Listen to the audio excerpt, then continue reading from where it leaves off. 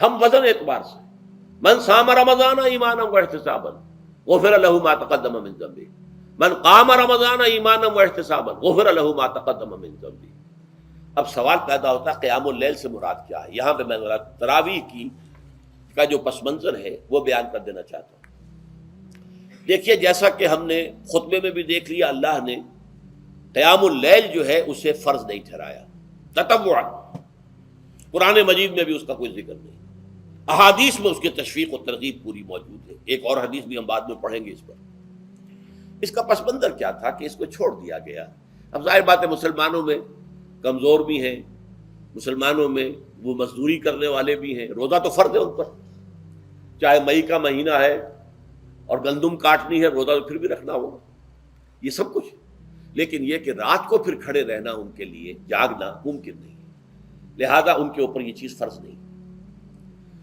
حضور نے تراویح کی نماز یا قیام اللیل نہ اسے فرض قرار دیا، نہ اس کے بعد جماعت کوئی اہتمام کیا مستقل، صرف 3 راتیں آپ نے جماعت کروائی ہے، اس میں 8 رکعتیں آپ نے پڑھی ہیں کہ جو آپ کا معمول تھا تہجد کا وہ پڑھی، اور تہجد کے وقت ہی جماعت کرائی ہے۔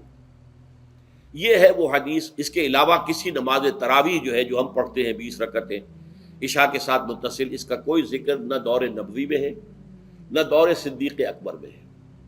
یہ دور حضرت عمر کی خلافت میں ہوا ہے، اور ہم نہیں کہہ سکتے کتنے سال کے بعد ہوا ہے۔ حضرت عمر رضی اللہ تعالیٰ عنہ کی خلافت کا دور جو ہے وہ تو 10 برس ہے، ہو سکتا ہے 5 برس کے بعد ہوا ہو، 6 برس کے بعد ہوا ہو، 12 ہوا ہے ان کے عہد میں۔ حضرت عمر ایک مرتبہ مسجد میں داخل ہوئے، مسجد نبوی میں، تو دیکھا کہ کچھ لوگ 8 10 12 جو ہیں وہ ایک جو ہے حافظ کے پیچھے کھڑے ہوئے اور قرآن سن رہے ہیں، کچھ دوسرے کونے میں کھڑے ہیں، کچھ کہیں اور کھڑے ہیں، مختلف جماعتیں ہو رہی ہیں۔ تو انہوں نے سوچا کہ کیوں نہ ان سب کو ایک امام کے پیچھے جمع کر دیا جائے، اور اس کے لیے لوگوں کی سہولت کے لیے عشاء کے ساتھ متصل رکھ دیا جائے، اس لیے کہ تہجد کے وقت اٹھنا جو ہے وہ تو ہر کس و ناقص کا کام نہیں ہے، کہ عشاء کے بعد اگر تھوڑا سا اضافی وقت ہو صرف، تو یہ ہر شخص کر لے گا، مزدور بھی کر لے گا۔ لہذا آپ نے یہ نظام تجویز فرمایا کہ عشاء کے متصلاً بعد 20 رکعت نماز پڑھی جائے اور ایک امام کے پیچھے پڑھی جائے۔ یہ گویا کہ اجتہاد ہے حضرت عمر رضی اللہ تعالی عنہ، اس کو آپ نے خود بدعت بھی قرار دیا ہے، لیکن بدعت حسنہ۔ بدعت کس اعتبار سے؟ لغوی اعتبار سے، نئی بات، اس لیے کہ حضور کے زمانے میں نہیں تھی، تو یہ اس طریقے سے ایک نئی بات ہے، لیکن یہ بات چونکہ بہت اچھی ہے، بہت عمدہ ہے۔ آپ جب یہ نظام چل پڑا تو ایک دن مسجد میں آئے، دیکھا کہ بڑی بھری مسجد ہے، صحابہ کھڑے ہیں اور ایک امام کے پیچھے قرآن سن رہے ہیں۔ آپ نے فرمایا نعم البدعۃ ھذہ، یہ جو ہم نے نئی بات شروع کی ہے یہ بہت اچھی ہے، بہت عمدہ ہے۔ اب یہاں سے فرق واقع ہو گیا ہے۔ ایک تو اہل تشیع جو ہے وہ تو ویسے ہی حضرت عمر سے بہت دشمنی رکھتے ہیں، عناد رکھتے ہیں، تو حضرت عمر کے اجتہادات سے انہیں نفرت ہے، انہیں دوری ہے، چاہے وہ کوئی سا بھی حضرت عمر کا اجتہاد ہو۔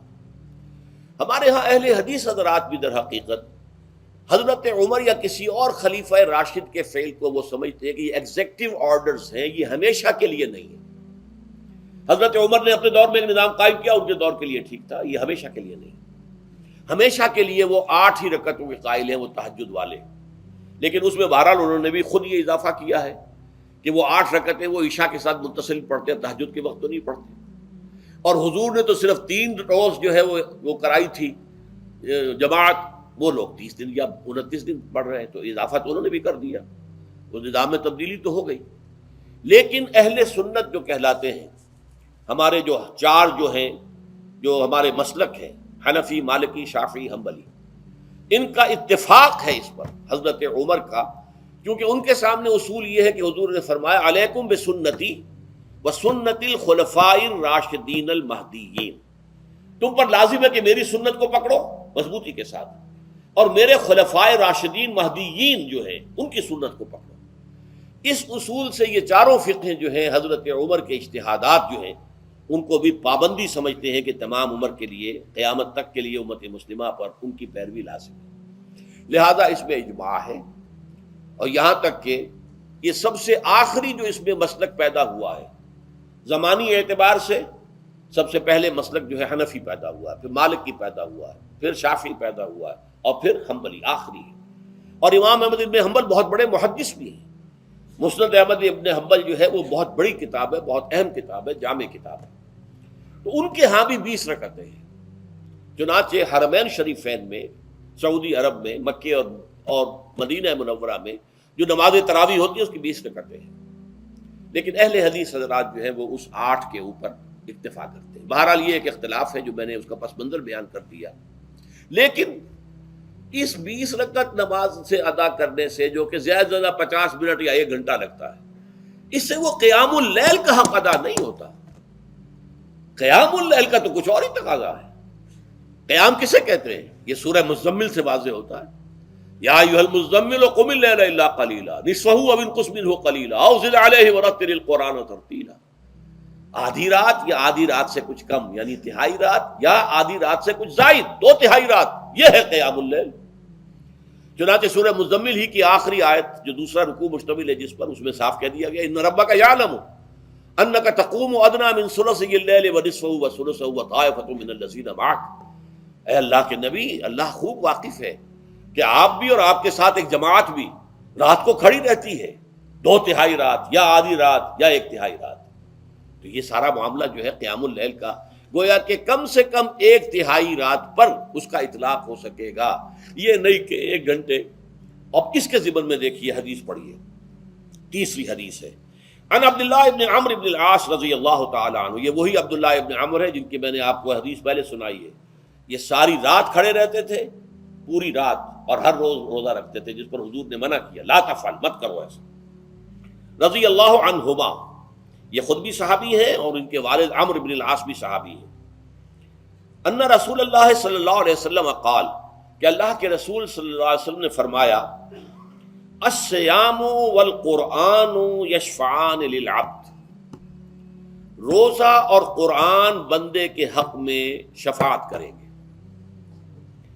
یقول الصیام، روزہ یہ عرض کرے گا اللہ کی جناب میں، اے رب پروردگار، انی منعتہ الطعام والشہوات بالنہار، میں نے تیرے اس بندے کو دن کے دوران کھانے پینے سے اور اپنی شہوت کا تقاضا پورا کرنے سے روکے رکھا، یہ میری وجہ سے روکا رہا، تو میری شفاعت اس کے حق میں قبول فرما، فشفعنی فیہ، میری شفاعت اس کے حق میں قبول فرما۔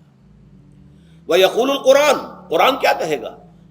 منعتہ النوم باللیل، میں نے اسے رات کے وقت سونے سے، نیند سے روکے رکھا، فشفعنی فیہ، تو اس کے حق میں میری شفاعت قبول فرما۔ حضور فرماتے ہیں فیشفعان، ان دونوں کی شفاعت قبول کی جائے گی۔ یہ ہے قیام اللیل۔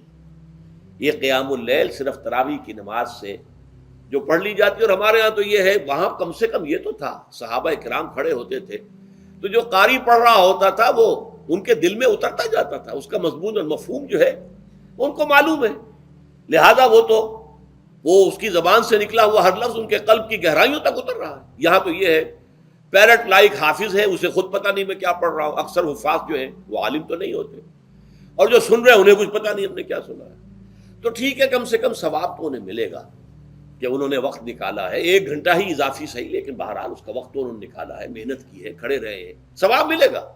لیکن جو مقصد ہے وہ حاصل نہیں ہوتا۔ اس مقصد کے حصول کے لیے اول تو قیام اللیل کی کم سے کم مدت 1/3۔ اگر کوئی شخص فرض کیجئے کہ اس کے ہاں کوئی اور انتظام نہیں ہے، جیسا کہ ہمارے ہاں ہم نے انتظام کیا ہے، بڑے بڑے شہروں میں دورہ ترجمہ قرآن، اس میں ہمیں 5 گھنٹے لگ جاتے ہیں، نصف شب کے قریب جو ہے معاملہ ہو جاتا ہے۔ اس میں کیا ہوتا ہے کہ ہر 4 رکعت سے پہلے جو اس کے اندر پڑھا جانا ہے حصہ قرآن کا، اس کا پہلے ہم مطالعہ کرتے ہیں بیٹھ کر، ترجمہ اور کچھ موٹے موٹے نکات کی جو ہے وضاحت، پھر کھڑے ہو گئے اور قاری صاحب کے پیچھے 4 رکعتوں کے اندر وہ 4 رکوع یا جتنے بھی ہیں پڑھ لیے، سن لیے، پھر بیٹھ گئے 4 کے بعد پھر اگلی 4 رکعتوں کے اندر جو کچھ پڑھا جانے والا ہے اس کا ترجمہ، اس کی تفہیم ہو گئی، پھر کھڑے ہو گئے، پھر سن لیا۔ اس طریقے سے 5-6 گھنٹے میں تراویح ختم ہوئی، تو تراویح بھی ہو گئی، حضرت عمر کے اجتہاد پر عمل بھی ہو گیا، 20 تراویح ہو گئی، لیکن یہ ہے کہ اس کے ساتھ جو اصل غرض و غایت ہے قیام اللیل کی وہ بھی حاصل ہو گئی۔ یہ ہم نے 17 سال پہلے شروع کیا تھا یا 18 سال پہلے، اور وہ انشاءاللہ اللہ کے فضل و کرم سے اب چل رہا ہے، بڑے بڑے شہروں میں ہو رہا ہے۔ لاہور میں جن مقامات پر ہو رہا ہے وہ تازہ جو ندائے خلافت ہے اس کے اندر آپ اس کی فہرست دیکھ لیں۔ کراچی میں تو اس سے غالباً 3 گنا مقامات کے اوپر وہ کام ہو رہا ہے، اور دوسرے شہروں میں بھی ہو رہا ہے۔ تو اس سے در حقیقت وہ غرض و غایت، وہ حکمت جو ہے پوری ہوتی ہے کہ یہ دونوں چیزیں پیرلل ہیں۔ من صام رمضان ایمانا واحتسابا غفر له ما تقدم من ذنبه ومن قام رمضان ایمانا واحتسابا غفر له ما تقدم من ذنبه۔ تو صیام اور قیام جو ہے ان دونوں کا حق ادا ہو جاتا ہے۔